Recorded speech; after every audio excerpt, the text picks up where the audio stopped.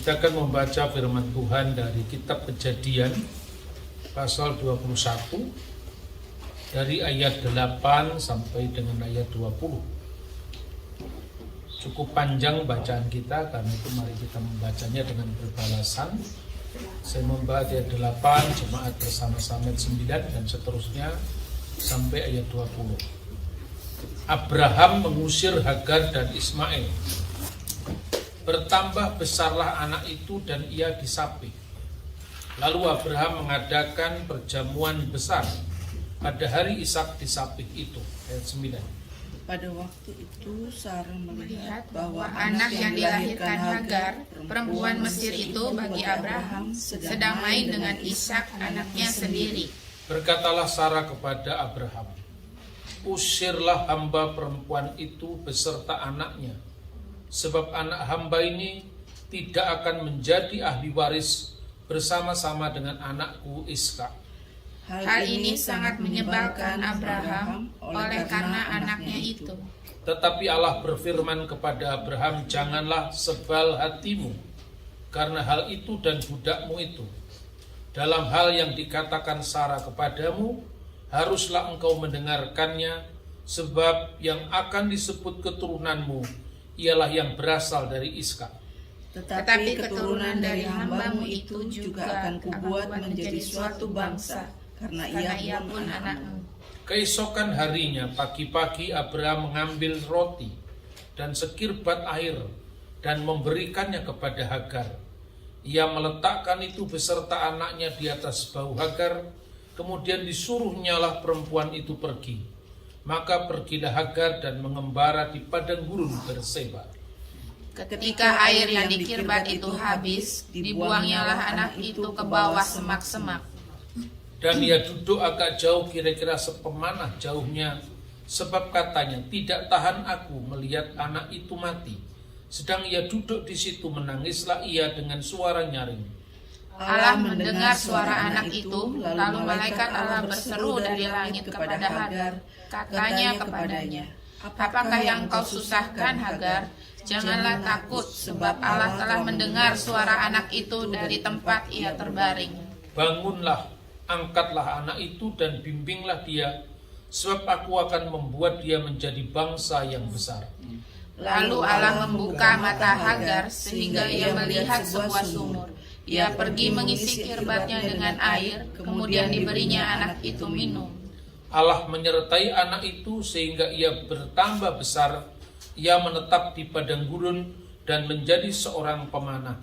Maka tinggallah ia di padang gurun Paran, dan ibunya mengambil seorang istri baginya dari tanah Mesir.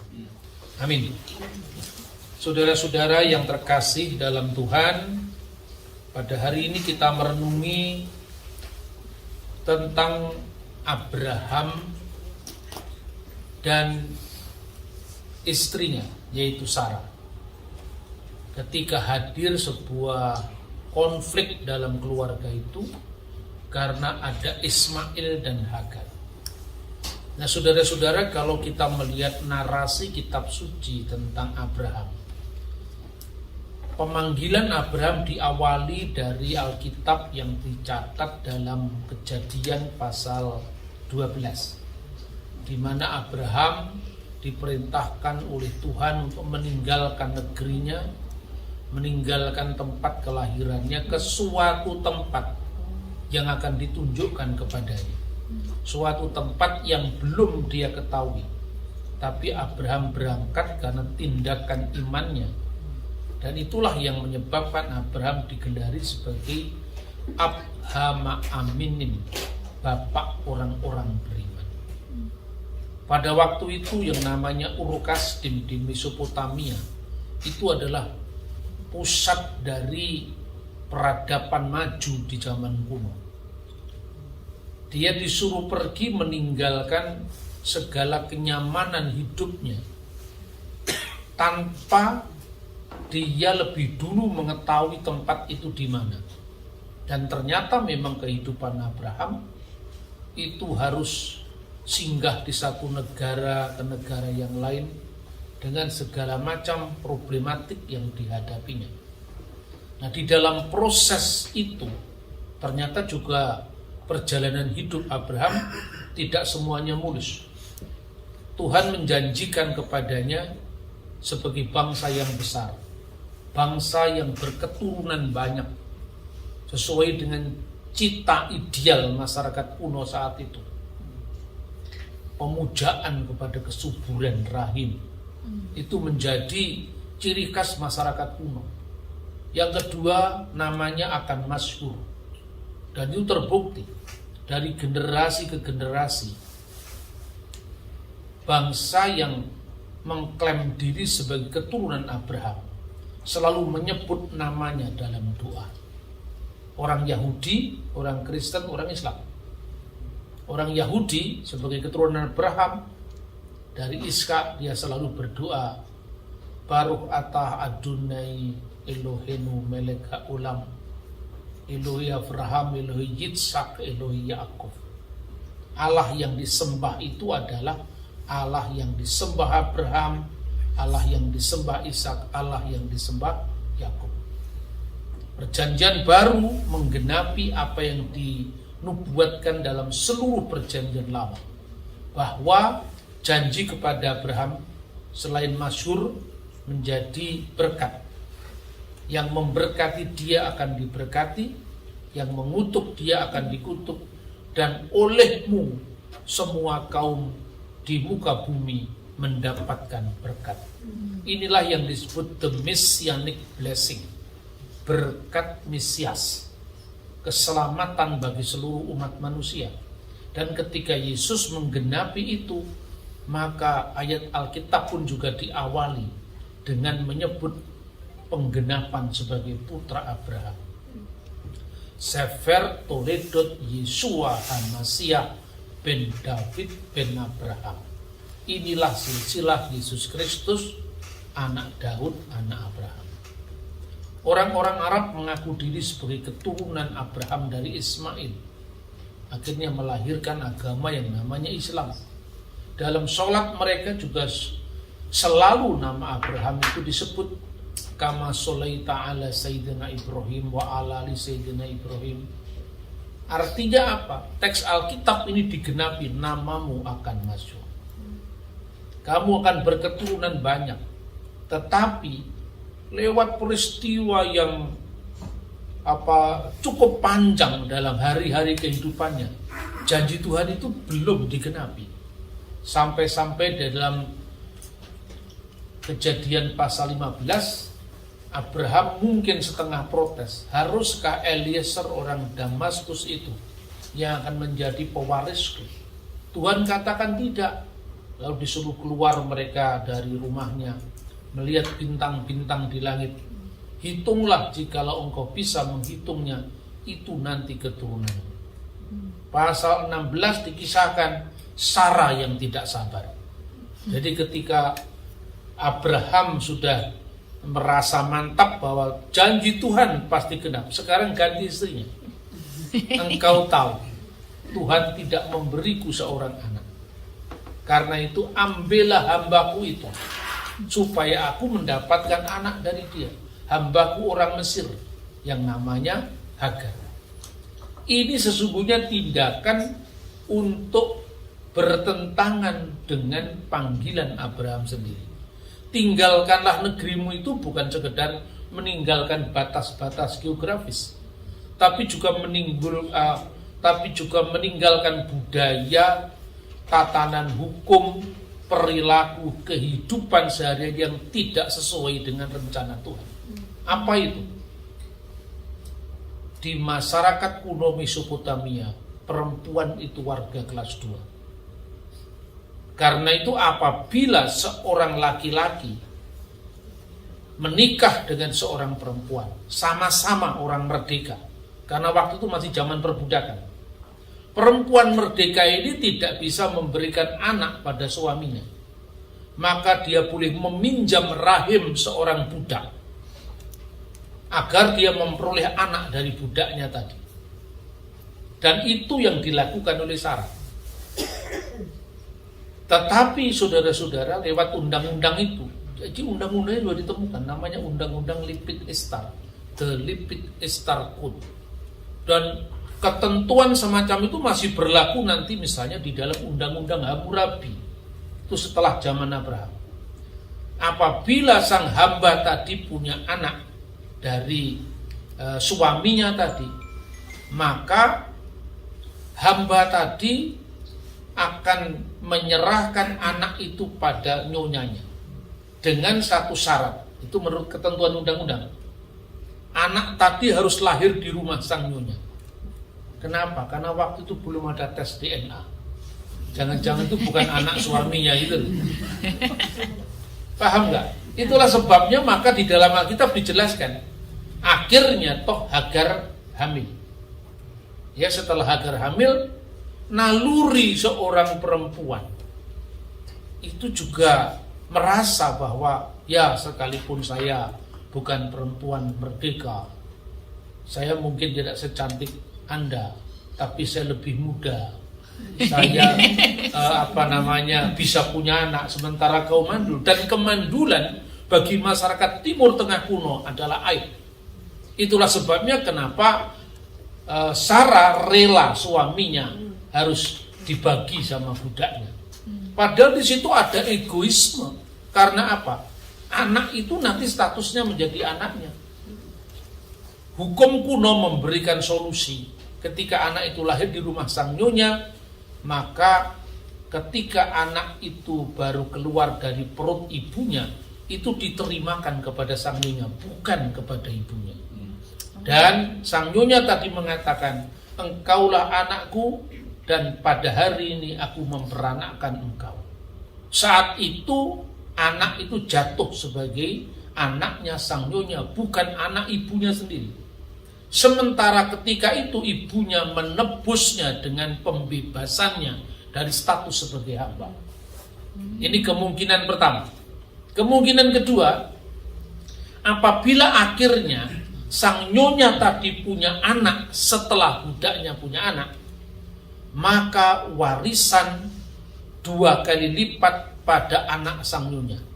Tetapi anak sang hamba tetap mendapatkan warisan karena dia juga anaknya. Tapi warisannya separuh dari warisan anak sang nyonya. Hak kesulungan ada pada anak sang nyonya, sekalipun dia tidak lahir lebih dulu. Ini hukum kuno sebetulnya.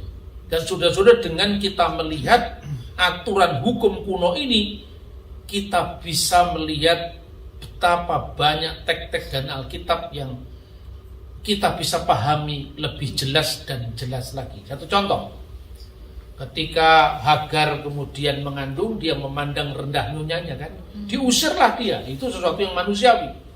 Ketika diusir, malaikat menemui dia. Hagar, dari mana asalmu dan kemana pergimu? Kembalilah kamu kepada nyonyamu, biarlah kamu ditindas olehnya. Oh, ini firman Tuhan kok memberikan izin pada penindasan. Kalau orang modern memahami tidak dalam konteks budaya dan hukum zamannya, orang akan bingung. Tujuannya apa? Disuruh kembali ke rumah sang nyonya. Karena supaya Ismail yang tidak ikut berdosa tetap menjadi anak Abraham. Sebab kalau di luar rumah Sarah, maka anaknya Abraham ini tidak status jadi anak Abraham lagi. Dan itu juga ada dalam undang-undang kuno itu. Apabila anak itu lahir di rumah sang nyonya, dan ketika anak itu bisa memanggil atau sempat memanggil ayahnya sebagai ya Bapa, maka anak itu menjadi anak sang bapa. Kalau tidak, status anaknya Ismail akan hilang. Betapa sedihnya kita menggambarkan Hagar ketika mendapatkan pengalaman itu. Tetapi Tuhan punya planning yang lebih daripada apa yang dipikirkan oleh Hagar. Karena Ismail tidak ikut salah. Apa salahnya Ismail? Dia tidak minta lahir di dunia kan? Itu kan karena persekongkolan 3 pihak ini. Ya, kenapa Sarah mau? Karena Sarah ingin menebus aibnya dari kemandulan. Kenapa Hagar mau? Kapan lagi dia naik kelas? Kalau bukan memanfaatkan tawaran sang nyonya. Kenapa Abraham mau? Jawabannya lebih mudah. Iya kan? Ini semua adalah dunia manusia yang bisa jadi Alkitab itu bukan tokoh-tokoh yang seolah-olah itu di luar sejarah. Dia benar-benar berakar pada sejarah. Nah, saudara-saudara, kemudian Ismail pun lahir sebagai anak laki-laki yang perilakunya seperti pere Adam, keledai liar. Itu disebutkan dalam Kejadian pasal 16. Itu sebetulnya hiburan sekaligus jantra ketentuan masa depan tentang anak yang dilahirkan Hagar. Kira-kira seperti ini. Hagar, kamu memang hamba, tetapi lihat, apabila engkau taat pada firman Tuhan, kira-kira seperti itu, anakmu nanti akan lahir sebagai pere Adam, sebagai anak yang perilakunya seperti keledai liar. Artinya apa? Kehidupan nomaden yang keras. Jadi kalau ibunya adalah perempuan hamba, maka anaknya akan menjadi bapak padang gurun dengan kehidupannya yang sangat keras tetapi bebas, tidak terikat seperti ibunya. Makanya karena kehidupan padang gurun, konsekuensinya tangan tiap-tiap orang akan melawan dia dan tangan dia akan melawan tiap-tiap orang. Itu sesungguhnya bukan selalu bercitra negatif, tapi karena itu konsekuensi dari kehidupan padang gurun. Orang-orang Arab itu punya pepatah tentang waktu. Al-waktu bis-saif. Waktu itu berjalan bersama pedang. Artinya kehidupan yang keras. Kalau Anda tidak bacok, ya dibacok duluan. Kira-kira seperti itu.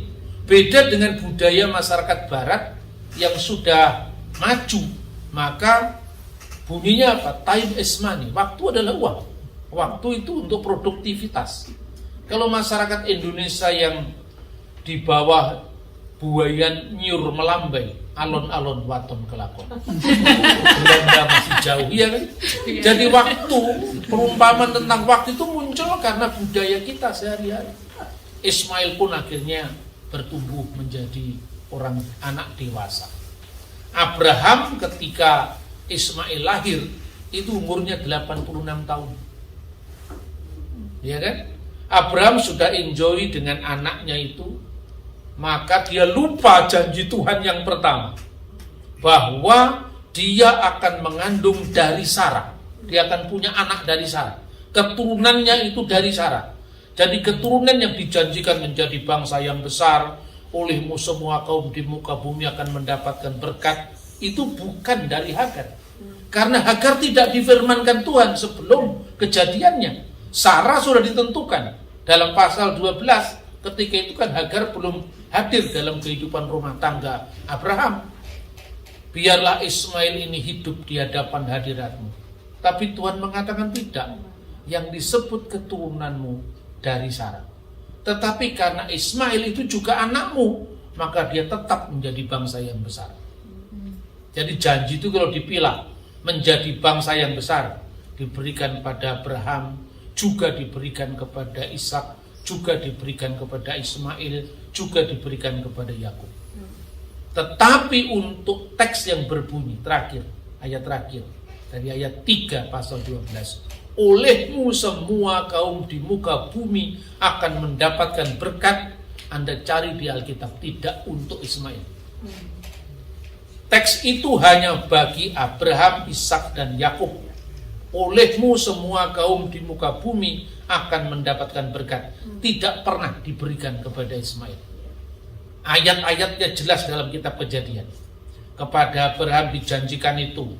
Setelah Abraham mengorbankan Ishak karena imannya, janji itu diulangi, oleh keturunanmu semua kaum di muka bumi akan mendapatkan berkat di Kejadian 22. Kepada Ishak juga seperti itu. Kepada Yakub juga seperti itu. Karena itu doa Yahudi itu berbunyi, Baruch atah Adonai Elohenu melek haolam. Terberkatilah engkau ya Tuhan, Allah kami Raja yang kekal, Elohe Abraham, Elohe Yitzhak, Elohe Yakub. Allah Abraham, Allah Ishak, Allah Yakub, tidak ada Allah Ismail. Jangan ditambah-tambah. Karena ini jalur mesianik. Maka doa Yahudi tidak ada kata Allah Ismail, bukan diskriminatif. Karena ini adalah saluran berkat yang olehnya semua kaum di muka bumi mendapatkan berkat lewat Abraham. Abraham turun kepada Ishak, Ishak turun kepada Yakub, Israel dan seluruhnya. Baru kemudian semua bangsa di muka bumi dilibatkan. Nah, saudara-saudara, ketika kemudian Tuhan tetap menjanjikan kepada Sarah bahwa dia akan mengandung, Sarah tertawa. Ya, toh akhirnya Ishak lahir.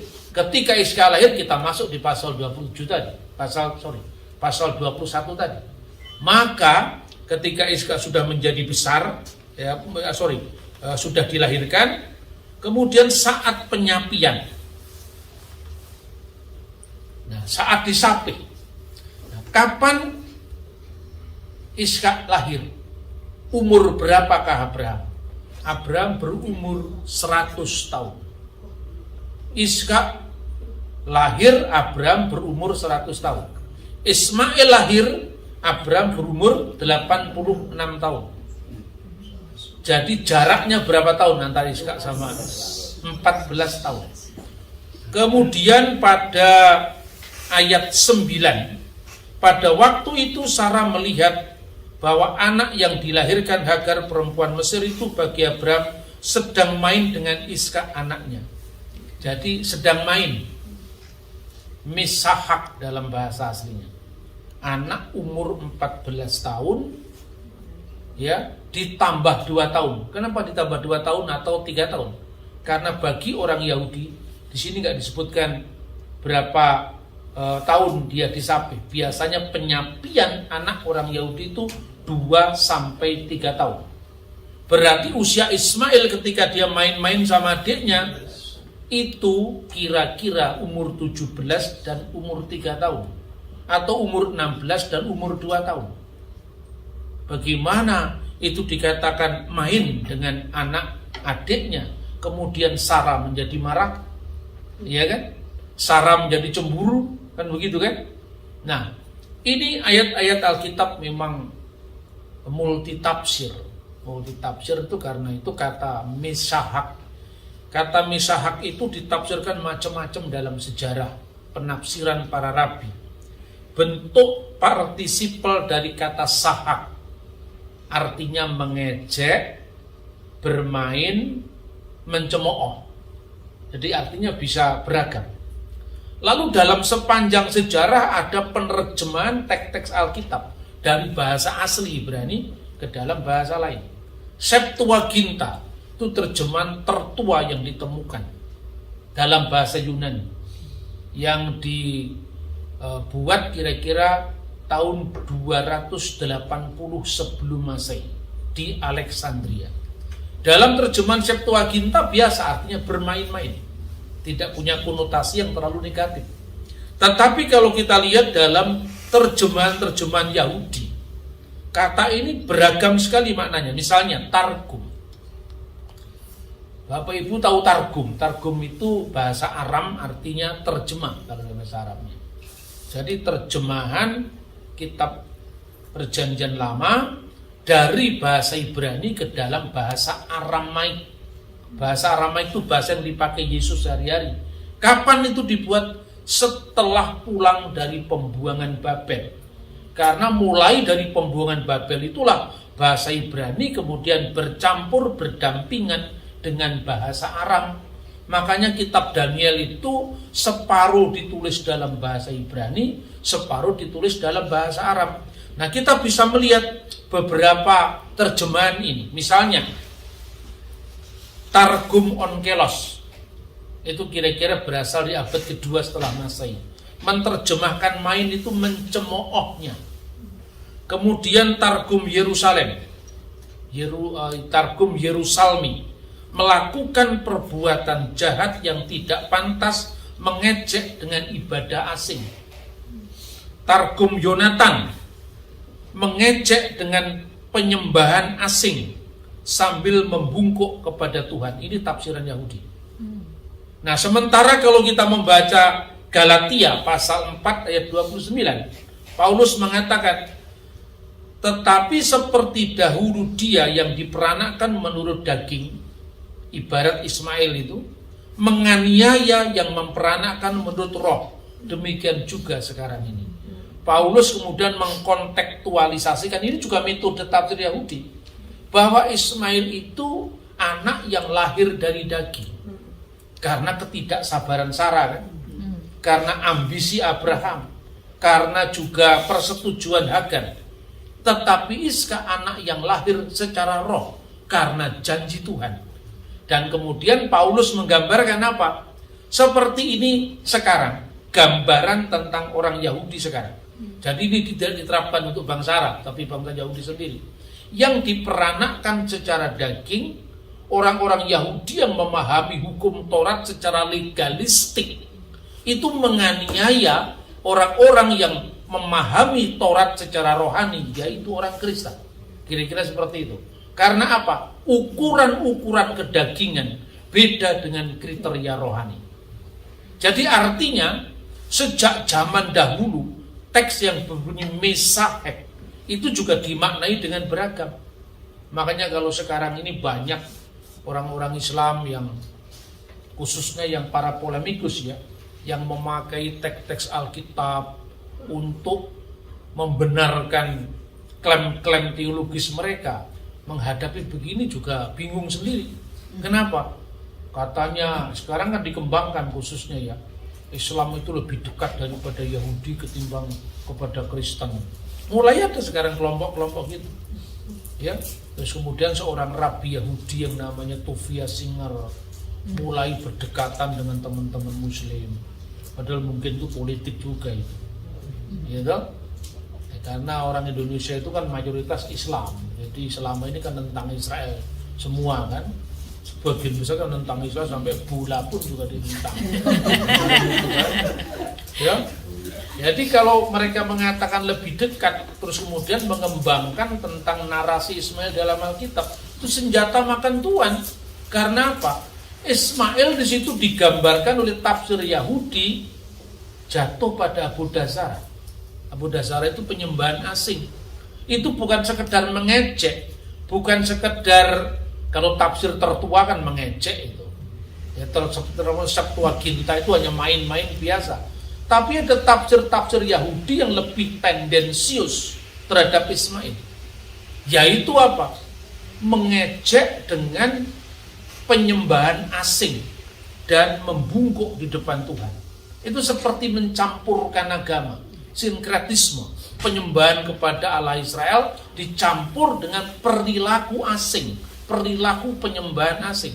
Nah, kalau teks ini kemudian disejajarkan dengan polemikus Islam, itu senjata makan tuan.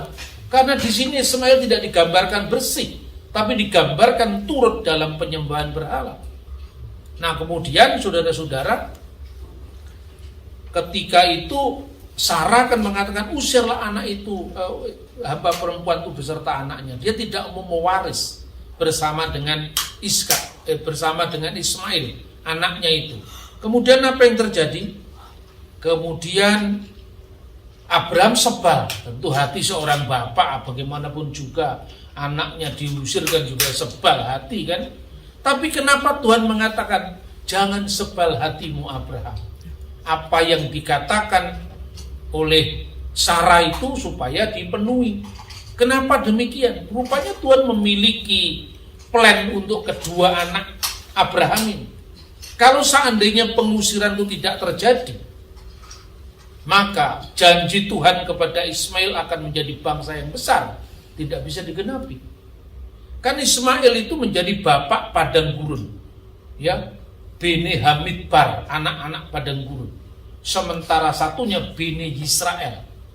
Mereka kan hidupnya berdampingan, wilayahnya itu kan berdampingan. Nah, kalau keluarga itu tinggal terus satu, kan janji itu tidak bisa digenapi. Maka jangan sebal hatimu, sekalipun itu tidak mengenakkan, ya, kemudian diusir. Nah, kemudian teks berikutnya kita bisa membaca pada ayat ke-14. Keesokan harinya pagi-pagi Abraham mengambil roti, serta sekirbat air dan memberikannya kepada Hagar. Ia meletakkan itu beserta anaknya di atas bahu Hagar. Kemudian disuruhnyalah perempuan itu pergi. Maka pergilah Hagar dan mengembara di padang gurun Berseba. Nah, ini pertanyaannya ya. Teks ini bagaimana ini? Meletakkan sekirbat air dan roti serta anaknya di bahu Hagar. Nah, Ismail sudah umur 16 tahun masih diletakkan di pundaknya. Masuk akal nggak? Nggak masuk akal. Lalu orang menyerang Alkitab ini. Padahal sebenarnya memang maknanya bisa dua. Artinya apa? Memberikan roti dan sekirbat air dan anaknya itu, teksnya hanya begitu. Itu bisa berarti roti dan sekirbat air secara jasmani, artinya physically, diberikan di atas bahu Hagar. Dan tanggung jawab terhadap anaknya ini juga terletak di bahu Hagar, karena dia tidak punya bapak. Maka ibu akan menggantikan posisi bapak sebagai single parent. Itu makna yang pertama. Dan itulah makna yang dipilih oleh Lembaga Kitab Indonesia dengan terjemahan baru. Tapi kalau Anda membaca teks ini, Alkitab terjemahan baru edisi 2. Ya, ini bunyinya menjadi seperti ini. Keesokan harinya pagi-pagi Abram mengambil roti serta sekantong air, memberikannya kepada Hagar dan meletakkannya di atas bahunya. Jadi yang diletakkan di bahu Hagar itu roti dan sekantong air. Lalu bersama anak itu disuruhnyalah pergi. Hagar kemudian pergi dan mengembara di padang gurun Berseba. Kok bisa Alkitab diubah-ubah? Loh, yang diubah-ubah kan bukan Alkitab, yang direvisi itu terjemahan. Ini seringkali banyak orang-orang polemik itu mengatakan Alkitab kok diubah-ubah. Teks aslinya tidak berubah. Teks aslinya berbunyi demikian. Wa yaskem Abraham baboker. Maka bangunlah Abraham pagi-pagi benar. Wa zikah lechem, dan diambilnya roti. Wa hemet mayim, dan sekirbat air. Wa yiten el Hagar, dan meletakkan pada Hagar sam al sikmah di atas bahunya. Viet hayelet, dan anak itu. Di atas bahunya tadi roti dan sekirbat air, dan anak itu bersama ibunya disuruh pergi. Karena kata hayelet itu setelah roti dan air. Nah, ini memang rumit yang seperti ini. Tapi daripada nggak diceritakan, lebih baik saya ceritakan, ya kan? Jadi terjemahnya dua-dua benar. Kalau diletakkan di atas bahu Hagar itu roti, sekirbat air dan anaknya, maknanya roti dan sekirbat air diletakkan di bahu Hagar secara fisik. Anaknya diletakkan di bahu Hagar sebagai tanggung jawab seorang ibu yang mengasuh anaknya sendiri. Dan itu terbukti apa? Sampai tuntas Ismail dinikahkan dengan perempuan Mesir sesuai dengan pilihan ibunya.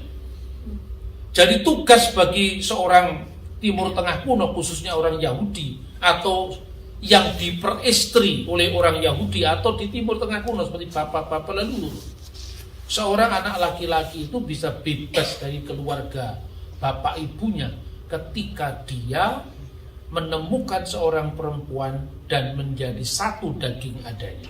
Itu selesai tugas orang tua. Dan tugas itu diemban oleh Hagar sebagai single parent. Nah, saudara-saudara, tapi namanya tafsir itu macam-macam. Tafsir itu kan kadang-kadang berkembang sesuai dengan zaman. Nah, kita kan telusuri tafsir-tafsir itu. Pada kira-kira abad-abad pertama Masehi, itu nama Ismail itu masih netral. Tapi kemudian bangsa Yahudi waktu itu kan ada konflik dengan orang Edom, ya, kadang-kadang konflik dengan orang Arab, gitu. Itu mempengaruhi tafsirnya. Nah, makanya tafsir itu tidak mutlak. Yang mutlak ini firman Tuhan ini. Karena firman Tuhan tidak mengucapkan apa-apa. Apakah benar Ismail menyembah berhala? Tidak ada teksnya di situ. Bahkan kalau kita lihat naskah-naskah kuno Alkitab termasuk terjemahan Septuaginta, tidak ada kesan Ismail menyembah berhala. Tapi kenapa muncul Ismail menyembah berhala ini? Ini kan tafsiran para rabi. Makanya saya bilang, kalau ada polemik Islam suka dengan ayat ini dikait-kaitkan dengan Ismail dan jurusannya nanti kepada Nabi Muhammad, itu senjata makan tuan. Karena di sini Ismail tidak digambarkan berakidah bersih, tapi turut dalam penyembahan berhala. Ini kalau yang diambil tafsirnya para rabi tadi. Nah, apa yang dikatakan di sana? Abodazara, dengan penyembahan ilah-ilah asing. Dan kata mengembara, itu ada rabi juga yang menafsirkan jatuh pada penyembahan berhala. Lalu muncul sebetulnya problem utamanya apa? Teks ini utamanya begini. Pertama, orang Yahudi ingin memberikan sebuah solusi dalam komentari Alkitab mereka. Dan itu tentu karena zaman berbeda ya, situasinya berbeda. Memberikan kepada pergumulan teologis mereka. Artinya Israel jangan bercampur dengan bangsa-bangsa lain. Karena itu akan tidak menjaga kemurnian teologis mereka. Makanya selalu ada batas supaya jangan ada percampuran dengan orang Edom atau orang Arab. Satu. Kedua, bagaimanapun juga kan Ismail itu anaknya Abraham. Tuhan juga memberkatinya sebagai bangsa yang besar. Secara moral, kira-kira para rabi itu juga melihat bagaimana kira-kira nasib Hagar di pengembaraan itu. Lalu muncul tafsir satu pihak yang pertama tadi supaya Israel tidak campur baur dengan bangsa lain, kekudusannya harus dijaga. Tapi yang kedua, moralitasnya harus ramah terhadap semua orang. Keadilan harus diperjuangkan. Makanya muncul tafsir bahwa rekonsiliasi terhadap Ismail harus dilakukan. Itulah kemudian nanti ada buku tafsir Yahudi, namanya itu adalah Pirkei de Rabbi Eliezer. Itu kira-kira setelah zaman abad kedua. Namun demikian, penulisan teks-teks Yahudi itu mengalami perkembangan. Sumber pra-Islamnya ada, ya. Kemudian ketika zaman Islam, para rabi kan masih menulis-nulis itu sampai abad 11. Itu masih ada tafsirnya Rashi, tafsirnya Rambam. Itu kemudian ada tantangan baru lagi. Teks Alkitab itu kemudian dikontekstualisasikan dengan tantangan baru. Maka satu, jangan dekat, jangan bercampur, jangan berbaur, jaga kekudusan Israel di tengah bangsa lain. Yang kedua, rekonsiliasi sesama keluarga Abraham harus dilakukan. Maka timbul suatu cerita. Cerita ini tentu tidak historis. Anda tidak percaya, tetap bisa masuk surga. Ya kan? Ceritanya begini dalam Pirkei de Rabbi Eliezer. Pirkei itu pasal tentang Rabbi Eliezer. Digambarkan begini. Suatu saat Abraham itu ingin mengunjungi anaknya Ismail. Tapi Sarah berpesan, kamu boleh mengunjungi anakmu, tapi jangan turun dari onta. Sapa saja. Cemburu gitu. Ada kecemburuan. Ini seperti drama saja ini. Kemudian Abraham datang kepada Ismail di kemahnya. Benar Abraham tidak turun dari onta. Lalu dia mengatakan, di sana ditemui istrinya Ismail. Namanya pun dikarang-karang. Nama istri Ismail itu adalah Aisyah. Apa ya ada kira-kira tahun 1900 sebelum Masehi ada orang namanya Aisyah. Itu kan setelah zaman Islam. Berarti buku ini sudah mengalami kompilasi penyesuaian pada zaman setelah Islam. Termasuk yang namanya Targum Yonatan tadi, yang mengatakan menyembah berhala dengan membungkuk di depan Tuhan tadi, ya kan? Nah, kemudian istrinya Ismail itu menemui Abraham dan mengatakan, istrinya itu orang Edom, minta di mana Ismail dan ibunya, kata Abraham. Ismail dan ibunya sedang mengambil kurma di kebun. Berilah aku seteguk air, karena aku ini sedang haus. Perempuan Moab tadi, istrinya Ismail, tidak memberikan seteguk air. Kemudian Abraham berpesan kepada si istri tadi, nanti kalau Ismail datang, katakanlah ada orang tua datang ke sini dan dia mengatakan, kamu ganti palang pintumu. Sudah gitu aja ya.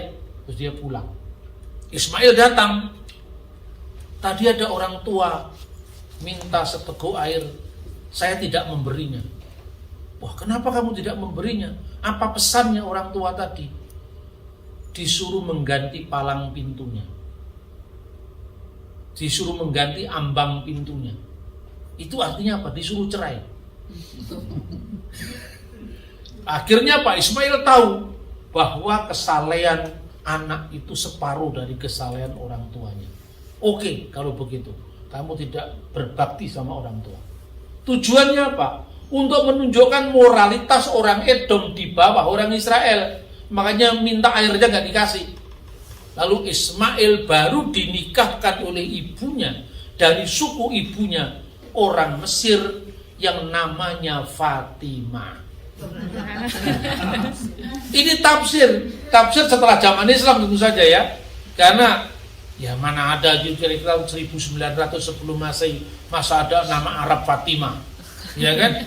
Fatimah itulah kemudian yang diperkenan oleh Abraham. Masih berlanjut tafsirnya di situ. Jadi ketika Abraham tahu bahwa Ismail sudah berganti pintunya tadi, berganti ambang pintunya tadi, maksudnya seorang istri itu seperti ambang pintu. Apapun yang dilakukan, kalau dia menyambut dengan baik di depan ya akan baik, tapi kalau menyambut buruk ya akan buruk. Maka dia diibaratkan ambang pintu.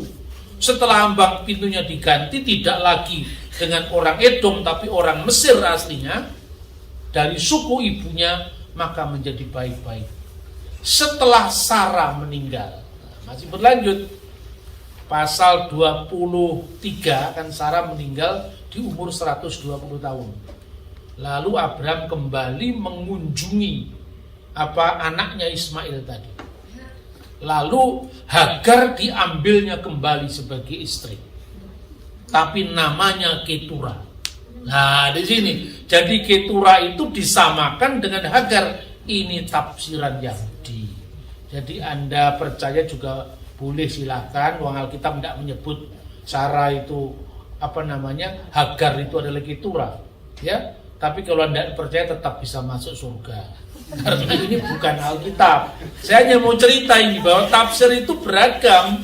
Kemudian Ketura itu dianggaplah sama dengan Hagar. Apa pesannya?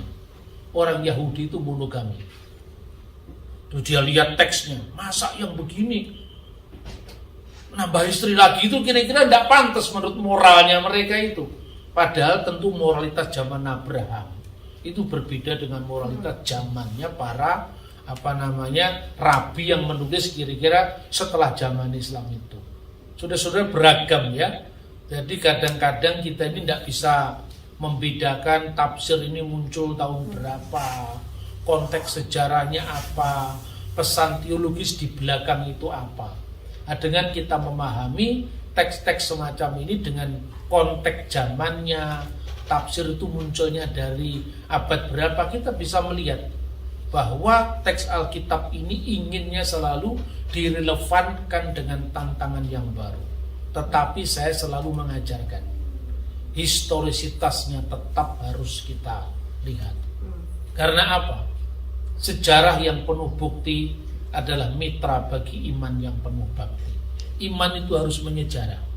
Karena itu saya sampaikan, apa kira-kira tahun 1900 sebelum Masehi ada orang perempuan gadis namanya Fatimah dan Aisyah.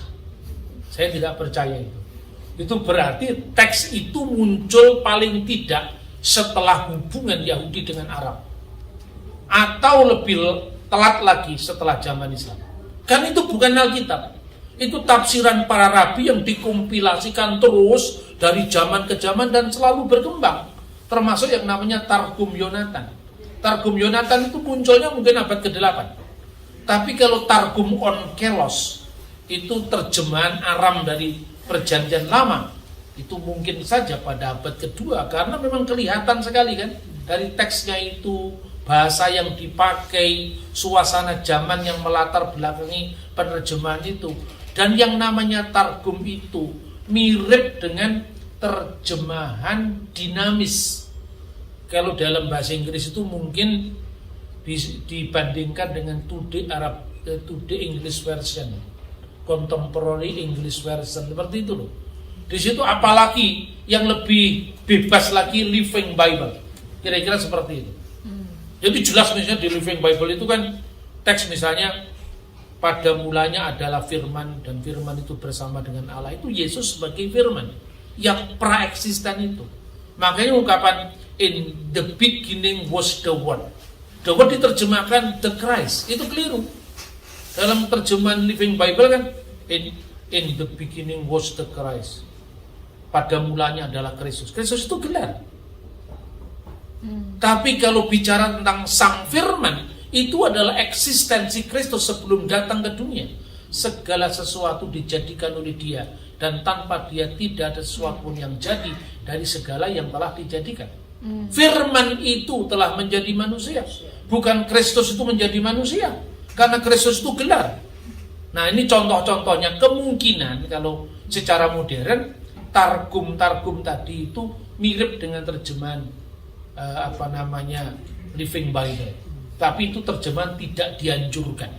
Karena apa? Terlalu bebas. Terjemahan itu terjemahan harafiah seperti King James, NIV, ya, American Standard Bible, terjemahan baru lai, atau terjemahan interlinear, word by word. Tapi itu kaku, ya kan? Kaku karena sampai gaya bahasanya semua harus sesuai. Contohnya Bereshit bara Elohim, itu kata kerjanya mendahului Elohim. Jadi kalau diterjemahkan secara harafiah, bukan pada mulanya Allah menciptakan, tapi pada mulanya diciptakan Allah. Jadi Bereshit bara Elohim et hasamayim ve et haaret. Kalau terjemahan harafiah, pada mulanya Bereshit, bara diciptakan, Elohim Allah, et hasamayim langit, ve et haaret dan bumi. Terjemahan harafiah, pada mulanya diciptakan Allah akan langit dan akan bumi. Akan kemanakah engkau?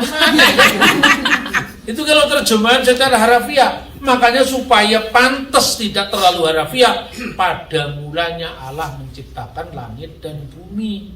Satu tadi terjemahan interlinear, yang ini terjemahan harafiah.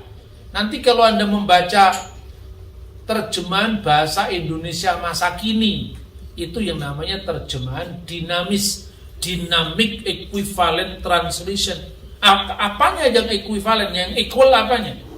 Bukan bentuk bahasanya, bukan idiomnya, tapi maknanya bagi bahasa sasaran. Dengan demikian kamu menaruh bara api di atas kepala. Nah, kalau Anda tidak ngerti, dipikir itu debus di Banten sana kan? Itu ungkapan Timur Tengah kuno, khususnya Israel, artinya dengan demikian kamu akan mempermalukan diri sendiri. Itu idiom. Kayak orang Indonesia menyebutkan ada udang di balik batu. Jangan ditari beneran, yang tidak ada udang. Itu ungkapan, ya, seperti itu kira-kira.